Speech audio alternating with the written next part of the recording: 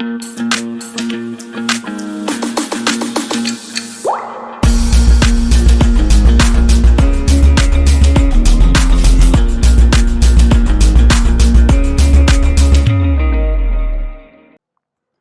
everyone, before moving forward, this is just a general announcement about the CSAT Foundation course, which is starting from 1st of March, right? And the course is running at 70% discount. So please go and enroll for the course.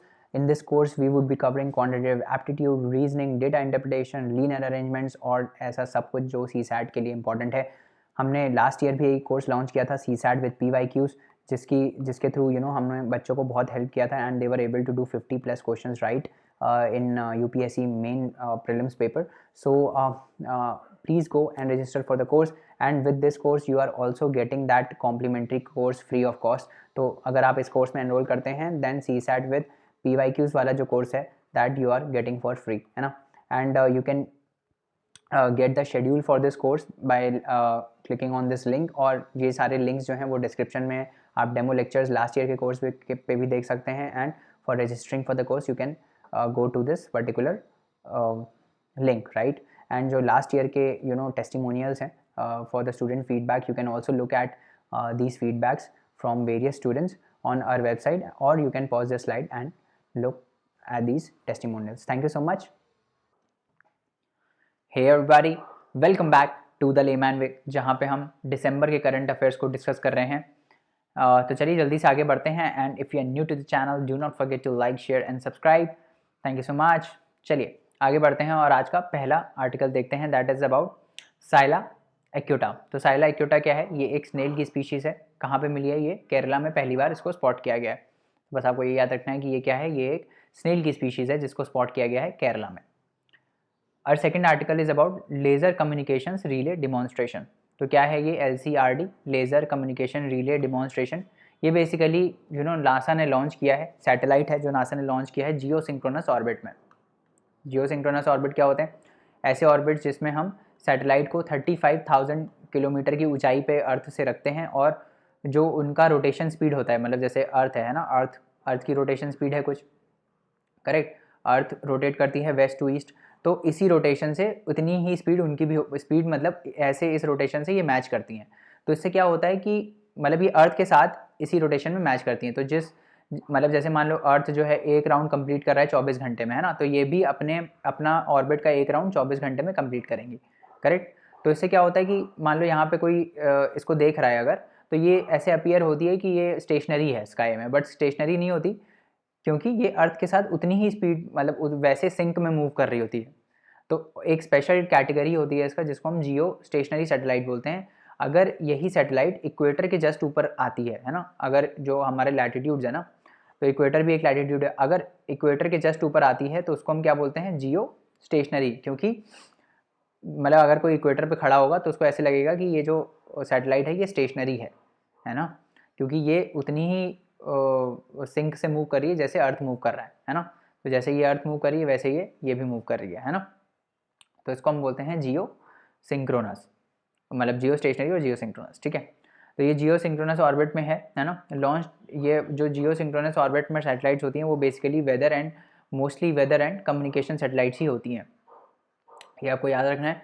तो it will help demonstrate the benefits of space to ground laser communications, also called as optical communication. तो space से ground पे हम laser के through communicate कर पाए, है ना, उसको ये डिमॉन्स्ट्रेट करेगी. तो ऑप्टिकल सिग्नल्स जो ऑप्टिकल सिग्नल्स आते हैं स्पेस से अर्थ पे, वो क्लाउड्स को पेनिट्रेट नहीं कर पाते. तो क्लाउड्स वगैरह कहीं होते हैं तो आपने देखा होगा जो सिग्नल्स हैं वो वीक हो जाते हैं, है ना. तो उसको ओवरकम करने के लिए हम अब लेज़र का इस्तेमाल करेंगे, लेज़र सिग्नल्स यूज़ करेंगे जो यहाँ से पेनिट्रेट कर जाएंगे. समझ में आ रहा है? That is why LCRD will transmit data to ground station located in California and Hawaii. इसमें 2 ऑप्टिकल टर्मिनल्स हैं, एक डेटा को रिसीव करेगा यूज़र के स्पेसक्राफ्ट से और दूसरा डेटा को ट्रांसमिट करेगा ग्राउंड स्टेशन में.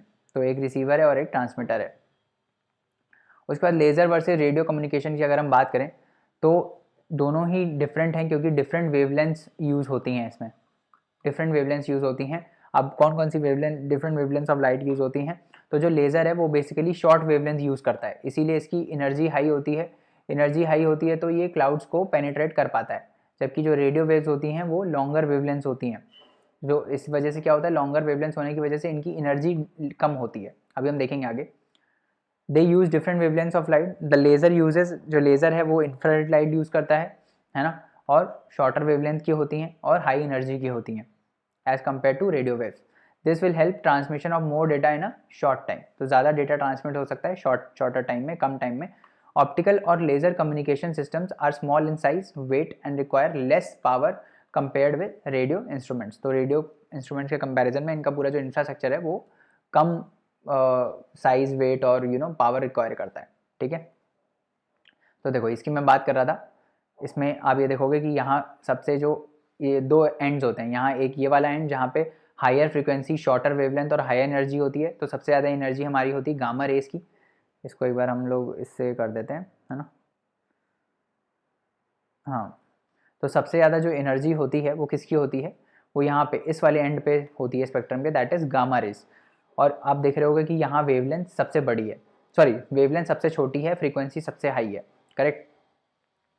तो गामा जो रेज होती हैं, जो गामा रेडिएशंस होते हैं, उनकी एनर्जी सबसे हाई होती है, इनकी फ्रीक्वेंसी भी सबसे हाई होती है और वेवलेंथ इसकी शॉर्टर होती है। जैसे जैसे हम इधर से इधर मूव करते हैं वैसे वैसे वेवलेंथ इंक्रीज होने लगती है और एनर्जी कम होने लगती है, करेक्ट, और फ्रीक्वेंसी भी लोअर होने लगती है। तो सबसे ज़्यादा अगर आप देखोगे तो सबसे ज़्यादा क्या बोलते हैं, वेवलेंथ बड़ी किसकी है, रेडियो वेव्स की, और सबसे कम एनर्जी और सबसे कम फ्रीक्वेंसी किसकी होती है, रेडियो वेव्स की, है ना। अब ये आपको एज इट इज स्पेक्ट्रम जो है ना वो आपको याद होना चाहिए। सबसे ज़्यादा एनर्जी गामा रेज की, फिर एक्स रेज, फिर यूवी रेज, फिर विजिबल लाइट, फिर इंफ्रारेड, फिर माइक्रोवेव और फिर रेडियो वेव्स। तो इस यहाँ से जब यहाँ हम जाते हैं, है ना, तो वेवलेंथ जो है वो बढ़ती है और फ्रीक्वेंसी और एनर्जी जो है वो डिक्रीज होती है, करेक्ट। समझ में आ गया, आगे बढ़ते हैं। पॉइंटर चेंज कर देते हैं हम लोग अपना, वाइट कर देते हैं इसको। अब आगे बात करते हैं अफ्स्पा के बारे में, जो मैं लास्ट टाइम प्रोनाउंस नहीं कर पाया था, है ना। आर्म्ड फोर्सेस, इसका फुल फॉर्म क्या है, armed forces security protection act, है ना। तो ये बेसिकली क्या है, ये आर्म्ड फोर्सेस को पावर देता है कि वो पब्लिक ऑर्डर को मेंटेन कर पाएँ डिस्टर्ब्ड एरियाज़ में। डिस्टर्ब एरियाज़ कौन से होते हैं, जो मतलब ऐसा होता है ना जहाँ पे हो सकता है internal disturbance type situation create हो रहा हो, या फिर रीजनल ग्रो कुछ ऐसे कुछ सेक्शन ऑफ पीपल वहाँ पे विद्रोह टाइप कर रहे हो, उस टाइप के एरियाज दैट आर डिस्टर्ब्ड और dangerous conditions then that the use of armed forces in aid of the civil power is necessary। मतलब वहाँ पे पीस और लॉ और ऑर्डर रिस्टोर करने के लिए वहाँ आर्मी की ज़रूरत पड़ती है, वैसे एरियाज़ को बोल रहे हैं हम disturbed areas. It can be imposed by the center or the governor of the state on the state or the parts of it after it is declared disturbed under section 3 of AFSPA Act। तो एक बार जब वो disturb declare हो गया तब वहाँ पे governor या फिर सेंटर या फिर स्टेट वहाँ पे इस एक्ट को इम्पोज कर सकते हैं। अभी कौन से एरियाज़ में एप्लीकेबल है, असम में है, नागालैंड में है, मणिपुर में है, ठीक है। मणिपुर में हमने एक्सक्लूडिंग इम्फाल म्यूनिसिपल एरिया, इस एरिया को हटा के बाकी मणिपुर अफ्स्पा के अंडर आता है, ठीक है।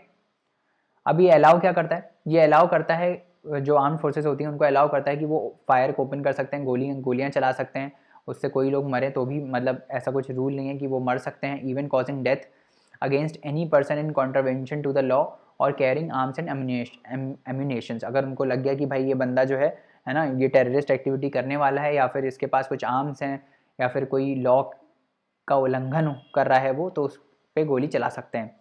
It gives them powers to arrest individuals without warrants, बिना वारंट के आपको अरेस्ट किया जा सकता है on the basis of regional suspicion. बस सस्पेशन ही होगा कि आप कुछ ऐसी एक्टिविटी करने वाले हो जो लॉ एंड ऑर्डर को ख़राब करेगी, तो भी आपको अरेस्ट किया जा सकता है और आपके प्रेमाइसेस को सर्च किया जा सकता है without warrant.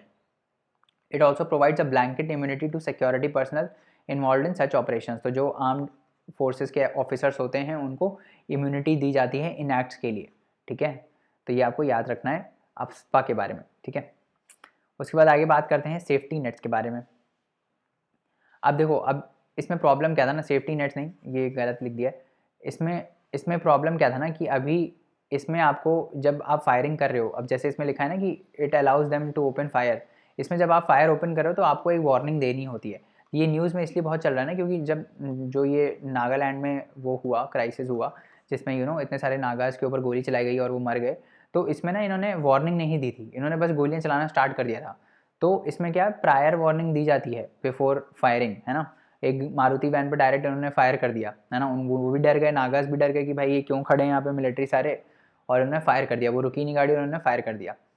Suspects apprehended should be handed over to the local police station within 24 hours. जिसको भी, जो भी सस्पेक्टेड पर्सनस होते हैं उनको आपको लोकल पुलिस स्टेशन में देना है within 24 hours. It also says that arm forces must act in cooperation with the district administration and not as independent body. तो जो आर्म फोर्सेज हैं वो डिस्ट्रिक्ट के साथ कोऑपरेशन में ही ensure peace, law and order ensure करें, ना कि एज एन इंडिपेंडेंट बॉडी, ठीक है। तो ये सब चीज़ें आपको आफ्स्पा के बारे में याद रखनी है। ये सेफ्टी नेट्स यहाँ पे इसलिए लिखा हुआ था क्योंकि जो आफ्स्पा है उसके अगेंस्ट क्या सेफ्टी नेट है ना। तो आप फायर नहीं कर सकते बिना प्रायर वार्निंग दिए, है ना। यहाँ पे बोल रहा है ना, यहाँ पे ये सब जो चीज़ें हैं इसके अगेंस्ट सेफ्टी जो प्रोविजंस हैं वो ये सब हैं 3, है ना। उसके बाद आगे बात करते हैं अबाउट मिन्स्क एग्रीमेंट्स। तो ये किसके बीच में है, ये रशिया और यूक्रेन का जो अभी इशू चल रहा है। रशिया ने यूक्रेन के बॉर्डर पे अपनी जो आर्मी है वो बहुत बढ़ा दी है और ऐसा माना जा रहा है कि वो उसको अटैक करेगा। तो यूनाइटेड स्टेट्स ने बोला है कि भाई आप जो है मतलब रशिया से बोला है कि आप और यूक्रेन आपस में सुलह करो थ्रू मिन्स्क एग्रीमेंट। अब ये मिन्स्क एग्रीमेंट क्या है, तो मिन्स्क एग्रीमेंट बेसिकली साइन हुआ था रशिया और यूक्रेन के बीच में ताकि वो जो कॉन्फ्लिक्ट है बॉर्डर का उसको हटाया जा सके, है ना। तो US has warned Russia not to invade Ukraine and urged both countries to return to a set of Minsk agreements designed to end a separatist war by Russian speakers in eastern Ukraine, है ना, signed to stop the ongoing conflict between pro-Russian separatists and the Ukraine administration in the Donbas region of Ukraine। तो basically कुल मिला के कुछ भी नहीं है, यूक्रेन और रशिया के बीच में ये एग्रीमेंट है ताकि बॉर्डर इश्यूज़ को रिजॉल्व किया जा सके, सिंपल, है ना। उसके बाद VLSR-SAM के बारे में बात करते हैं। Vehicle launch surface reaction surface to air missile, है ना, quick reaction surface to air missile. तो ये DRDO ने डेवलप किया है इंडियन नेवी के लिए। ये क्या करेगा, ये जो क्लोज एरियल थ्रेट्स होते हैं ना उसको डिस्ट्रॉय करेगा। तो it will neutralise various aerial threats at close ranges including sea skimming targets. तो जो सी से बहुत एकदम सरफेस पे चलते हैं ना वो वाले टारगेट्स को भी ये न्यूट्रलाइज कर सकता है। रेंज क्या है, 50 से 60 किलोमीटर की रेंज है इसकी, है ना। उसके बाद आगे बात करते हैं अबाउट एक्सरसाइज पैनेक्स। एक्सरसाइज पैनेक्स 21 क्या है ये एक multi nation human disaster assistant and relief exercise है, HADR एक्सरसाइज है। किसके बीच में, जो बिम्स्टेक की मेंबर कंट्रीज़ है ना उनके बीच में, है ना। तो बिम्स्टेक की मेंबर कंट्रीज, बिम्स्टेक क्या है बताओ भाई, bay of Bengal initiative for multi sectoral technical and economic cooperation. और इसके मेंबर्स क्या हैं, जो यहाँ पे दिया हुआ है, Bangladesh, India, Myanmar, Sri Lanka, Thailand, Nepal and Bhutan, है ना। ये इसके जो हैं क्या बोलते हैं, ये इसके मेंबर्स हैं, है ना, समझ में आ गया। उसके बाद आगे बढ़ते हैं अब मेरे को हाँ एक और चीज़ बताना, इसका मेरे को बिम्स्टेक का हेडक्वार्टर कहाँ है, बिम्स्टेक का हेडक्वार्टर कहाँ है, इसको कमेंट करके बताना कि बिम्स्टेक का हेडक्वार्टर कहाँ पर है ना, ये मेरे को बताना ज़रा। उसके बाद आगे बढ़ते हैं और वर्ल्ड इनइक्वालिटी रिपोर्ट 2022 के बारे में बात करते हैं। तो ये किसने रिलीज़ की है, ये ल्यूकास चांसेल ने रिलीज़ करी है ना। तो वर्ल्ड इनइक्वालिटी रिपोर्ट 2022 किसने रिलीज़ करी है, लुकास चांसेल ने। ये क्या मेजर करती है, ये बेसिकली इनइक्वालिटी को मेजर करती है ना, कि कितने जो पैसा है, जो वेल्थ है वो अमीर लोगों में कितनी है और गरीब लोगों में कितनी है। तो उसी से हमको इनइक्वालिटी पता चलती है कि गैप जो है रिच और पुअर के बीच में वो कितना बड़ा है ना। ये जो गैप है रिच और पुअर के बीच में वो कितना बड़ा है ये मेजर करती है। तो डिस्ट्रीब्यूशन ऑफ, अगर हम वेल्थ की बात करें तो इंडिया में टॉप 10% और top 1%, top 10% 57% of wealth hold करते हैं और जो टॉप 1% है वो 22% of the total national income को होल्ड करते हैं, जबकि जो बॉटम 50% है वो सिर्फ 13% ऑफ नेशनल इनकम को ही होल्ड करते हैं। तो इतनी ग्रेव इनइक्वालिटी है।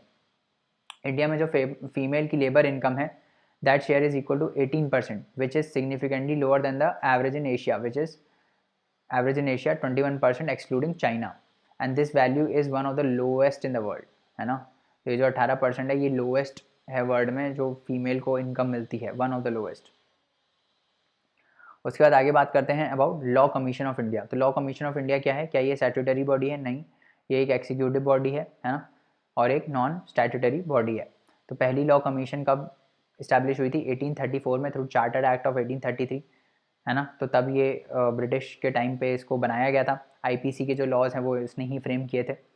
इसको चेयर किसने किया था उस टाइम? लॉर्ड मैकॉले 1955 में, लॉर्ड मैकॉले ने इसको चेयर किया था। और 1955 में पहली इंडिपेंडेंट इंडिया की कमीशन, लॉ कमीशन बनाई गई थी। ये एक एडवाइजरी बॉडी की तरह काम करती है to ministry of law and justice. Composition की बात करें तो इसमें फुल टाइम चेयरपर्सन होते हैं, कमीशन में 4 फुल टाइम मेंबर्स होते हैं और एक मेंबर सेक्रेटरी होता है, और less than equal to 5, not more than 5 part time members होते हैं। और इसके साथ साथ सुप्रीम कोर्ट के जज या फिर chief justice of high court जो हैं वो कमीशन को हेड करते हैं। फंक्शन क्या है इस कमीशन की? ये भाई रिसर्च एक्टिविटीज़ को कंडक्ट करती है लॉ में, है ना। लॉ के फील्ड में बेसिकली रिसर्च एक्टिविटीज़ को ये कंडक्ट करती है और रिफॉर्म्स को सजेस्ट करती है और नए जो न्यू लेजिस्लेशंस हैं उनको इनैक्ट करती है। रिकमेंडेशन जो है वो इसकी बाइंडिंग नहीं है ना। समझ में आ रहा है? उसके बाद हम बढ़ते हैं आगे। अच्छा, ये ध्यान रखना कि it undertakes research in law and reviews existing laws in India for making reforms and enacting new legislation. तो ये मैंने गलती से बोल दिया कि नया लॉ इनैक्ट करती है, तो इनैक्ट नहीं करती है, बेसिकली रिव्यू करती है ताकि नए लॉज को इनैक्ट किया जा सके, है ना। तो ये थोड़ा I am sorry on my part. उसके बाद सुप्रीम कोर्ट जजेस की बात करते हैं। तो 54th कॉन्स्टिट्यूशनल अमेंडमेंट एक्ट के थ्रू पार्लियामेंट को ये पावर है कि वो सुप्रीम कोर्ट के जजेस की जो सैलरीज है वो डिटरमाइन कर सकती है। करेक्ट। पार्लियामेंट के पास ये भी अथॉरिटी है कि वो उसके सुप्रीम कोर्ट के जजेस के प्रिविलेजेस और अलाउंसेस को भी डिटरमाइन कर सकती है। उसके साथ साथ parliament also has authority to determine the salary of the high court जजेस बाय लॉ। तो हाई कोर्ट के जजेस और सुप्रीम कोर्ट के जजेस की जो सैलरी है वो ये डिटरमाइन कर सकती है parliament.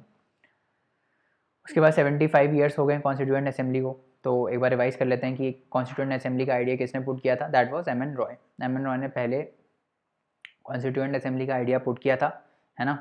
Indian National Congress for the first time officially called for a constituent assembly to frame a constitution for India in 1935। तो ऑफिशियली जो है वो आईएनसी जो नेशनल कांग्रेस है उसने बोला था कि हमको अपना कॉन्स्टिट्यूशन फ्रेम करना चाहिए। कब बोला था? 1935 में। फिर उसके बाद डिमांड ऑफ कॉन्स्टिट्यूएंट असेंबली पहली बार कब एक्सेप्ट हुई थी? ऑगस्ट ऑफर में।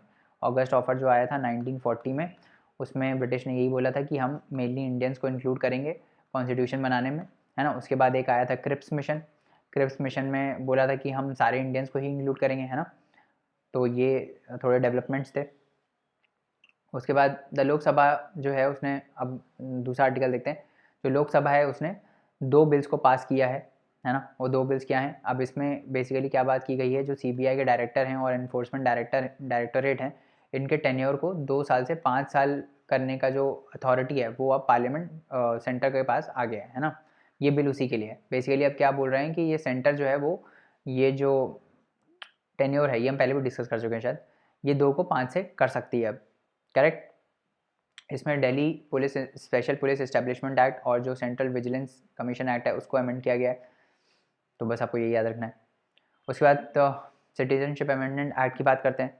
तो ये इंडियन सिटीजनशिप को ग्रांट करता है परसिक्यूटेड माइनॉरिटीज़ को, जो माइनॉरिटीज़ परसिक्यूशन फेस कर रही हैं कहाँ पे? पाकिस्तान, बांग्लादेश और अफगानिस्तान में। और कौन कौन से अलाउड हैं? Hindu, Sikh, Jain, Buddhist, Parsi and Christians. तो ये सारी जो हैं उसको माइनॉरिटीज़ माना गया है। किसको? Hindu, Sikh, Jain, Buddhist, Parsis and Christians, है ना। ये जो कम्युनिटीज़ हैं इन ये किसके ऊपर एप्लीकेबल है? तो 31 दिसंबर 2014 से पहले जितनी आ गई हैं, है ना, those communities who had come to India before this date till 2014, उनको अब बेसिकली लीगल सिटीजनशिप सिटीजनशिप मिलेगी। उनको इलीगल माइग्रेंट नहीं डिक्लेयर किया जाएगा, है ना। Facing religious persecution in their respective countries will not be treated as illegal migrants but given Indian citizenship. इनको इंडियन सिटीजनशिप देने की बात की गई है। करेक्ट। तो बाकी जो टॉपिक्स हैं वो हम नेक्स्ट लेक्चर में पढ़ेंगे। Thank you so much guys. For more such lectures you can log on to www.thelemanway.com। अगर आपका कोई फीडबैक है तो please comment and tell us कि लेक्चर कैसा चल रहा है। अगर लेक्चर में कुछ समझ में नहीं आ रहा है ना, या फिर कुछ और फीडबैक आपको देना हो, then you can also comment and please let us know so that we can also improve and provide a better quality education to all of you. Thank you so much. अगले lecture में मिलते हैं, तब तक के लिए bye bye. पढ़ते रहिए, हार्डवर्क करते रहिए। Take care.